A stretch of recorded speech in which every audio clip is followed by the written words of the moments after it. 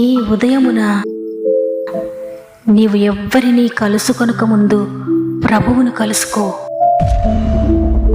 నీవు ఎవ్వరినీ చూడకముందు ప్రభువును చూడు. నీవు ఎవ్వరితో మాట్లాడకముందు ప్రభువుతో మాట్లాడు. నీవు దేనిని వెదకకముందు ఆయన రాజ్యమును నీతిని వెదకు.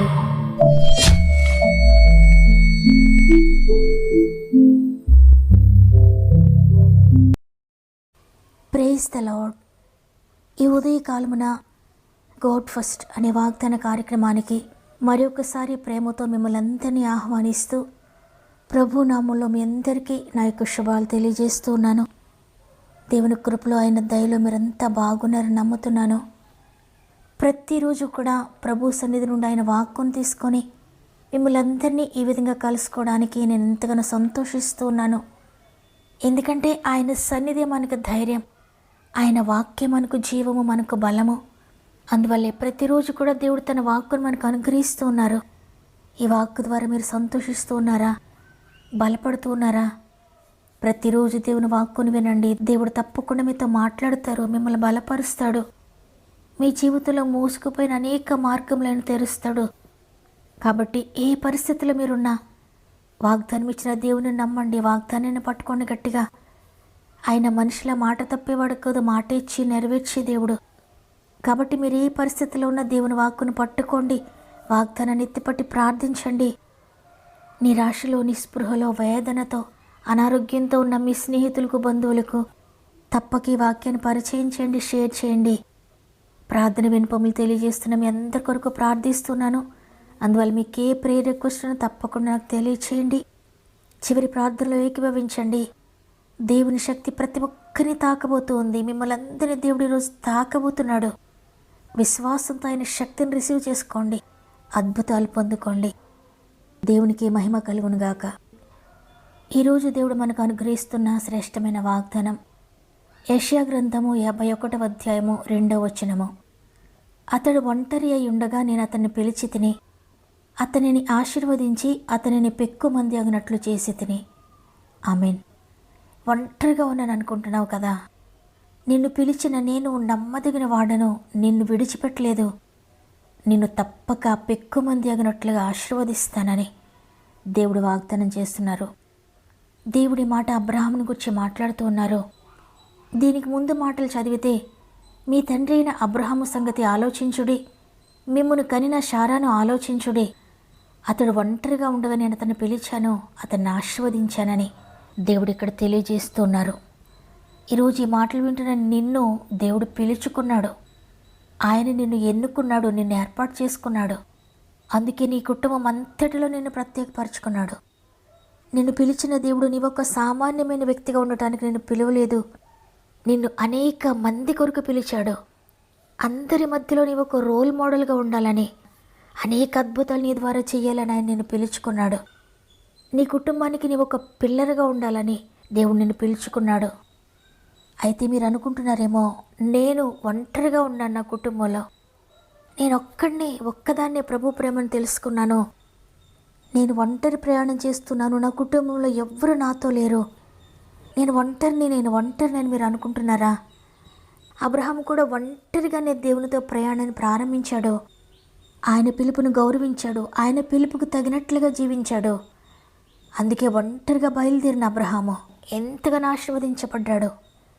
జనములకు తండ్రిగా అయిపోయాడు, విశ్వాసులకు తండ్రిగా మారిపోయాడు. అబ్రహాము కడుపులో నుండి జనాంగాలు వచ్చాయి, అనేక మంది రాజులు వచ్చారు అబ్రహాము కడుపులో నుండి.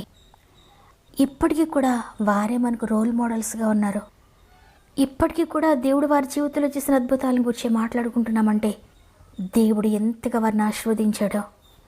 అయితే వారి ప్రారంభం మాత్రం చాలా చిన్నది. ఒంటరిగానే బయలుదేరాడు అబ్రహాం, ఏమీ లేకుండా బయలుదేరాడు.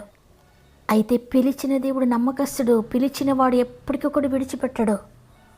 ఆయన పిలిచిన పిలుపుకు లోబడితే చాలు, ఆయన అద్భుతంగా వాడుకుంటాడు ఆయన కొరకు. ఈరోజు ఈ మాటలు వింటున్న నిన్ను కూడా దేవుడు పిలిచాడు. అందుకే ఈరోజు మరలా నీకు గుర్తు చేస్తున్నాడు, నా పిలుపుని మర్చిపోవద్దు, నేను నిన్ను పిలుచుకున్నాను. ప్రస్తుతం నీ ఒంటరివే కావచ్చు, కానీ నిన్ను విస్తరింపచేస్తాను, అని దేవుడు ఈరోజు నీతో మాట్లాడుతున్నారు. ఆయన పిలుపుకు లోబడతావా? నీవు ఆయనకు లోబడితే నిన్ను ఆశీర్వదించడానికి సిద్ధంగా ఉన్నాడు. చూడండి, ఒక గాడిద దేవునికి లోబడింది. అది ప్రభువుతో పాటుగా గౌరవించబడింది. ప్రభువుతో పాటుగా పట్టు వస్త్రాల మీద నడిచింది. బిలాముకు బుద్ధి చెప్పడానికి దేవుడు ఒక గాడిదను వాడుకున్నాడు. చేపకు ఆజ్ఞాపించాడు, నీవు నా కుమారుడిని యోనాను మృంగివేసి 3 దినములు కడుపులో ఉంచుకునే తర్వాత కక్కివేయని. దేవుని ఆజ్ఞకు లోబడిందా చేప? దేవుడు కాకికి ఆజ్ఞాపించాడు, నా కుమారుడు ఆకలితో ఉన్నాడు, వెళ్ళి ఆహారాన్ని అందించని. కాకి దేవుని మాటకు లోబడి ఏలియాకు ఆహారాన్ని అందించింది. దేవుడు మనుషుల ద్వారా అందించవచ్చు, తన దూతల ద్వారా అందించవచ్చు, కానీ ఒక పనికిరాని దానిగా చూస్తున్న ఆ కాకిని వాడుకున్నాడు దేవుడు. మనం ఎంతో చిన్న చూపు చూసే గాడిదని ఎన్నుకున్నాడు, గాడిదని వాడుకున్నాడు. ఆ గాడిద దేవునికి లోబడింది, దేవుడు వాడుకున్నాడు. ఆ కాకి దేవునికి లోబడింది, దేవుడు వాడుకున్నాడు. ఆ చేప దేవునికి లోబడింది, దేవుడు వాడుకున్నాడు. పనికిరానివన్నట్లుగా మనం చూస్తున్న వాటిని దేవుడు వాడుకుంటే, ఆయన స్వరూపములో ఆయన పోలిక చొప్పున ఈ సృష్టి అంతటిని ఏలేవారినిగా చేసిన మనలను ఆయనకు లోబడితే వాడు కూడా. ఈరోజు దేవుడు నీతో కూడా అదే మాట చెప్తున్నాడు, నా పిలుపుకు లోబడతావా? నీవు లోబడితే నిన్ను నేను వాడుకుంటాను. అనేక మందికి పెక్కుమంది అగినట్లుగా నిన్ను ఆశీర్వదిస్తాను. నీ కుటుంబానికి ఆశీర్వాదంగా చేస్తాను. నీ బంధువులకు, నీ స్నేహితులకు అందరికీ నేను ఆశీర్వాదంగా మలుస్తాను. నువ్వు ఒంటరిని అనుకోవద్దు, పనికిరాని వాడిని అనుకోవద్దు. పనికొచ్చే పాత్రగా చేసి నేను వాడుకుంటానని ఈరోజు దేవుడు వాగ్దానం చేస్తున్నారు. కాబట్టి ఈ మాటలు విన్న ప్రియ చెల్లి, ప్రియ తమ్ముడు, ప్రియ అక్క, అన్న, దేవుడు నన్ను పిలిచాడో లేదో అనుకుంటున్నావా? దేవుడు నన్ను పిలిచాడు కానీ నన్నేం వాడుకుంటాడు, నాకేముందని వాడుకుంటాడు అనుకుంటున్నావా? ఏమీ లేని కాకిని వాడుకున్నాడు, నిన్ను తప్పక వాడుకుంటాడు. పనికిరాని గాడిదని వాడుకున్నాడు, నిన్ను తప్పక వాడుకుంటాడు. కాబట్టి ఆయన పిలుపుకు లోబడతావా? తండ్రి, నీ పిలుపుకు లోబడతానయ్యా అన్న వారందరూ కూడా ఒక్క నిమిషం నాతో మోకరిస్తారా? ప్రార్థన చేద్దాం. నీ పిలుపు వలన నేను నశించిపోలేదు, నీ ప్రేమ ఎన్నడు నన్ను విడువలేదు, నీ కృప కాచుట వలన జీవిస్తున్నాను, నీ ప్రేమకు సాటి లేదు,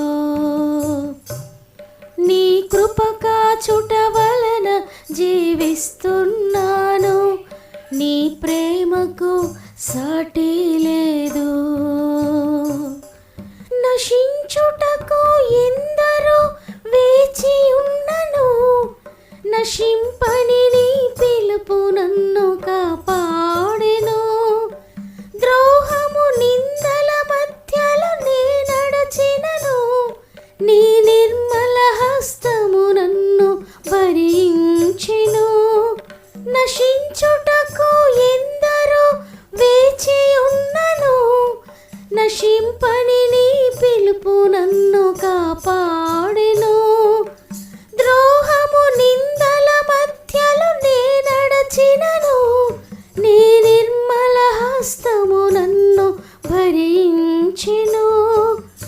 యజమానుడా, నా యజమానుడా, నన్ను పిలచిన యజమానుడా, యజమానుడా, నా యజమానుడా, నన్ను నడిపించే యజమానుడా, నీ పిలుపు వలన నేను నశించిపోలేదు, నీ ప్రేమ ఎన్నడు నన్ను విడువలేదు, నీ కృప కాచుట వలన జీవిస్తున్నాను, నీ ప్రేమకు సాటి లేదు, నీ కృప కాచుట వలన జీవిస్తున్నాను, నీ ప్రేమకు సాటి లేదు, నీ ప్రేమకు సాటి లేదు.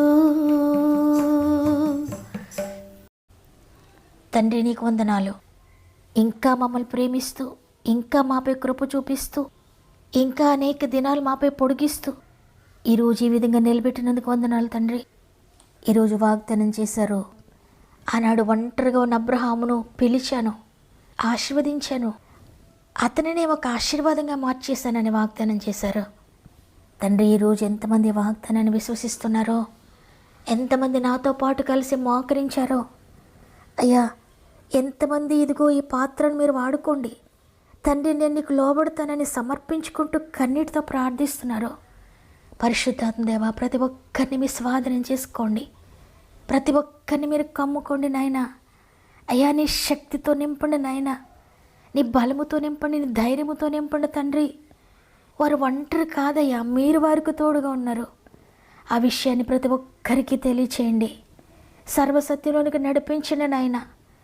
ఎవరు కూడా గ్రుడ్డితనంలో ఉండకూడదు నాయన. ప్రతి ఒక్కరి ఆత్మీయ నేత్రాలు తెరవబడుగా కేసునామములో ఈ లోకంలో ఉన్న ప్రతి పని కంటే, ప్రతి ఉద్యోగం కంటే నీ పిలుపు ఎంతో ఉన్నతమైంది. నీ కొరకు పని చేయడం ఎంతో గొప్పది నాయన. ఈ విషయాన్ని ప్రతి ఒక్కరికి తెలియచేయండి. నీకు లోబడుతున్న ప్రతి బిడ్డను మీరు అభిషేకించి నీ కొరకు వాడుకుంటున్నందుకు వందనాలు. ప్రస్తుతం ఒంటరిగా ఉన్న 1000 మందిగా మీరు చేస్తున్నందుకు వందనాలు తండ్రి. ప్రాముఖ్యంగా ఎంతమంది బిడ్డల సమస్యలు, శోధనలో ఉండి వారి ప్రార్థన విన్నపములు తెలియజేస్తున్నారయ్యా. ప్రతి ఒక్కొక్కరిని పేరు పేరు చెప్పు నీ చేతులకు అప్పగించుకుంటున్నాను. కుటుంబ రక్షణ కొరకు ఎంతమంది ప్రార్థిస్తున్నారో, అద్భుతమైన రక్షణ కార్యములు జరిగిస్తున్నందుకు వందనాలు. పాపం నుండి, శాపం నుండి, వ్యసనాల నుండి విడిపిస్తున్నందుకు వందనాలు తండ్రి. ఎంతమంది అనారోగ్యంతో ఇంటెన్సివ్ కేర్లో మంచంపై ఉన్నారు, ప్రతి ఒక్కరిని మీరు ముట్టి స్వస్థపరిచి లేపుతున్నందుకు వందనాలు. యేసు నామములో విడుదల కలుగును గాక. ఎంతమంది ఆర్థిక బంధకాల్లో ఉన్నారో, ప్రతి ఆర్థిక బంధకము తొలగిపోను, ప్రతి ఆర్థిక బంధకము తెగిపోను గాక. అప్పులన్నిటి నుండి విడుదల కలుగును గాక యేసు నామములో. అయ్యా, ఎంతమంది కోర్టు కేసుతో నలిగిపోతున్నారో, పరిశుద్ధాత్మ దేవ, ప్రతి కోర్టు కేసును విడిపించి న్యాయం జరిగిస్తున్నందుకు వందనాలు తండ్రి. కుటుంబ కలతలతో విడిపోయిన భార్యాభర్తల కుటుంబాలను తిరిగి కట్టండి నాయన. పొలం సమస్యలు, ఇంటి సమస్యలు, ఇక ఏ సమస్యలతో ఉన్నారో విడిపిస్తున్నందుకు వందనాలు తండ్రి. ఎగ్జామ్స్ రాసిన బిడ్డలందరికీ తోడేయండి తండ్రి. ఎవరైనా ఇంటర్వ్యూస్కి వెళ్తుంటే తోడుగా ఉండి అద్భుతకరమైన విజయం దయచేయండి. ఉద్యోగాల కొరకు ఎదురు చూసిన బిడ్డల జీవితాలు అద్భుతం జరిగిస్తున్నందుకు వందనాలు. వివాహాల కొరకు ఎదురు చూసిన బిడ్డల జీవితంలో అద్భుతం జరిగిస్తున్నందుకు వందనాలు. గర్భఫలం కొరకు ఎదురు చూసిన ప్రతి కుమార్తె గర్భము తెరవబడుగా కేసునామములో అద్భుతం చేస్తున్నందుకు వందనాలు తండ్రి. స్వంత గృహాలు లేని బిడ్డలకు చక్కటి స్వంత గృహాలు దయచేస్తున్నందుకు, మధ్యలో ఆగిపోయిన గృహాలను తిరిగి ప్రారంభించి అద్భుతకరంగా మీరు ముగిస్తున్నందుకు వందనాలు చెల్లిస్తున్నాను తండ్రి.